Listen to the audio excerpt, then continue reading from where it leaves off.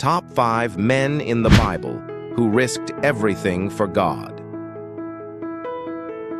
Number 1 is Abraham. The man who left everything behind, Abraham, was comfortable. He had land, wealth, and security in Ur. But one day, God told him, "Go to the land I will show you." No map, no guarantees, no details, just a promise. Abraham risked his future, his comfort, and his reputation, believing that God's word was worth more than anything he could see. Sometimes trusting God means walking into the unknown, not because you understand, but because you believe the one who leads you knows the way. Number 2 is Moses, the leader who stood against an empire. Moses had escaped Egypt and built a quiet life. But God called him back to face Pharaoh, the most powerful ruler on earth. Risking his life, Moses walked into the palace and declared, "Let my people go." Every plague, every confrontation was a gamble with death. Yet Moses knew, when God sends you, His presence is your protection. True courage isn't the absence of fear, it's the decision to obey despite it. Number 3 is David, the shepherd who faced a giant.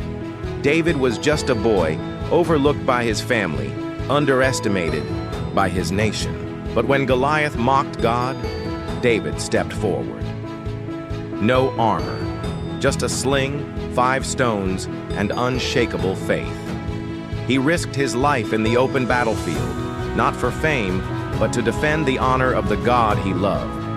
Sometimes God calls us to fight battles we're not qualified for, so His power, not our strength, gets the glory.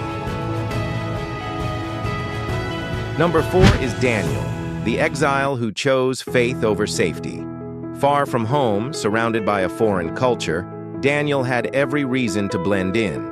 But when the law said, "Stop praying to your God," he opened his window and prayed louder. He risked being thrown into the lion's den, knowing that faith without risk is just talk.